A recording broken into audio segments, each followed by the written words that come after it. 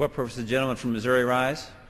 Mr. Chairman, I rise and ask for unanimous consent to address the body for 5 minutes. Without objection. Thank you, Mr. Chairman. Mr. Chairman,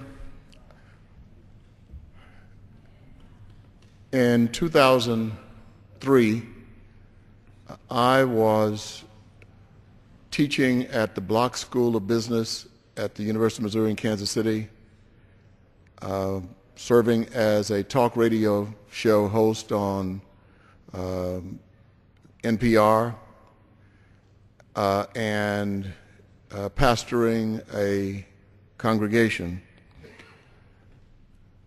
I received a phone call from Congressman Ike Skelton, who began the request for me to give up my peaceful and loving life to run for Congress as my predecessor, Karen McCarthy, had decided not to seek re-election. I chose in large part to pursue this office at the request of Congressman Ike Skelton. Mr. Chairman, I have 3 sisters whom I love dearly. From the age of about 3 to about 7, I made requests repeatedly to my parents for a brother. I'm not even sure I knew how that brother could come into existence, but I made the request nonetheless. And that never happened. But I can say here in this chamber,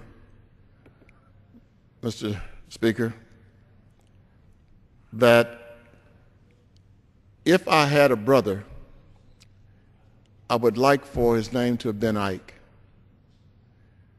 If I had a brother, I would like for him to have had the patience, the intellect, and the spirit of Ike Skelton.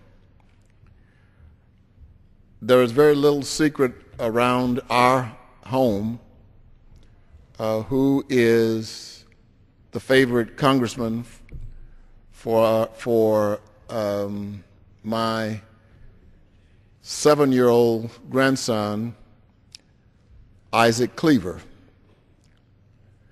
And one of the great delights of his life has already been, and probably the older he gets, the more significant it will be, of having introduced Congressman Ike Skelton at an event at Royal Stadium.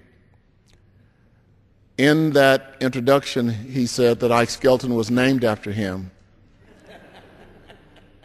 And in our household, from my wife, Diane, all the way to little Ike, we all have great admiration and love for Ike Skelton and his family.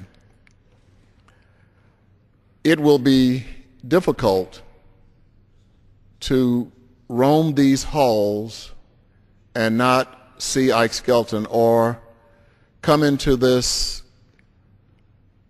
hallowed room and not look at the seat where he usually sat and where the Missouri delegation would from time to time gather around him.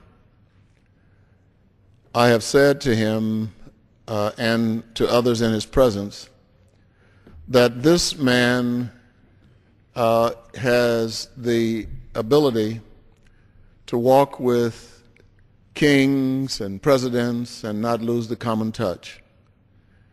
As chairman of the Armed Services Committee, Ike Skelton was one of the most influential human beings, not only in this country but in the world, the most revered member of Congress by the military of the United States of America. And yet, any member of Congress, and frankly from either side of the aisle, could stop Ike Skelton and hold a conversation. he never, ever lost the common touch. It will be difficult for me not to see him in this place. I speak of the man, Ike Skelton, from Lexington, Missouri.